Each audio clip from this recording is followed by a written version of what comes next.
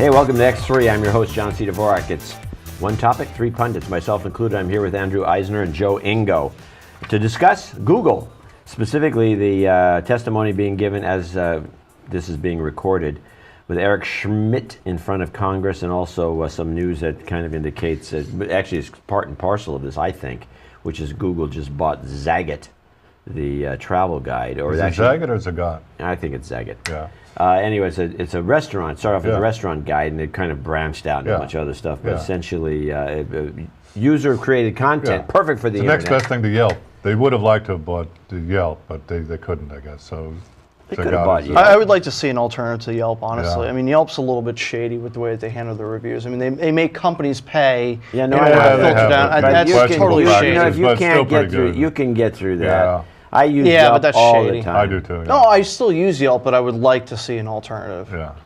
Wow. So Google's in the news a lot. I mean, so now Eric Schmidt is taking over from. Remember when Bill Gates had his turn on there, and I'll tell you this. I was watching this earlier. Okay. Schmidt's a lot better than Gates. He's not asking for what's the definition of his. He's doing a great job. He's very personable. He's very straighthtreightforward with these guys. He doesn't look like he's trying to hide anything. Yeah. And who's on the committee? Is Franken? Yeah, Franken, and also his cohort, and there's Grassley, and there's a bunch of other characters, and they're asking dumb questions mostly. Of course, yeah. But the main thing, and including fake questions from constituents, as far as I can tell, they're fake, because some of these questions are not anything anyone.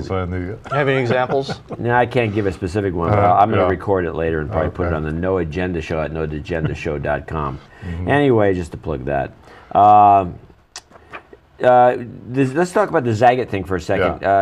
The part of the testimony that Schmidt's supposed to be giving is about the fact that supposedly, and I've never noticed this, that when you do a Google search, they send you to a bunch of Google sites. Yeah, that's right. Have you seen this? No. I've never noticed it, but it wouldn't surprise me. I've never seen it. I don't think in my entire usage of Google since the 90s, they've ever sent to one of their own sites. And then an example of that is that to this day, I have never typed in a search and been shipped to a Blogger site. Google owns Blogger. You think there'd be a lot of blogs about these things I'm asking for? So what are the grounds? Is this sort of like uncompetitive or something? Yeah. I mean, and are they obligated to be fair? This is bullcrap. This seems like a bullcrap investigation of something that's not really happening. I mean, they own the search engine. Aren't they allowed to put whatever they want on the search engine? They're supposed to be neutral, search neutral. Are they? Who says they're supposed to be neutral? Google. Yeah. Schmidt says. Okay.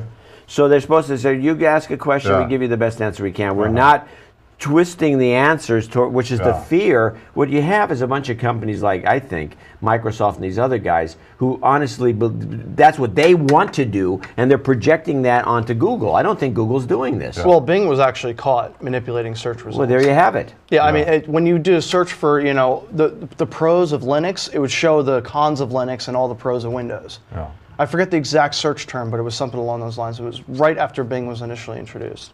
And why does that not surprise me? No, it's not surprising at all, but I mean, they're totally allowed to do it, in my opinion. So I've never seen Google pulls anything, because I would notice. I'm searching all the time, and I would say, why do they keep sending me these Google sites? And then again, let's ask the second question, what Google sites? Yeah. They own Zagat. They own. They just launched the travel site, but it's obviously that they want to get into this. They just bought a coupon site, so it is a little bit questionable the fact that they're acquiring all these services and that they won't sort of try to hey Joe, give this one a little preferential treatment. I mean, have you checked out the new travel site, by the way? Yeah, I don't care for it. I mean, did you? Really? Do you like it? I think it's great because it's amazingly fast. Oh yeah, well it's just fast. doing Google search results for fast, flights, they pop up like that. You go to Priceline, you're like, you're sitting through advertisements. It doesn't pop up. Please wait. We're getting your search results. None of that BS. I hate right Priceline. Yeah. Oh, not just Priceline. Expedia, Priceline, Kayak. They're all terrible. What don't you like about Priceline? I just don't like the idea of these blind bids. Maybe you should bid more. Wait for a minute. We'll let you know what we think. And I've only once been successful with Priceline. That was on a hotel.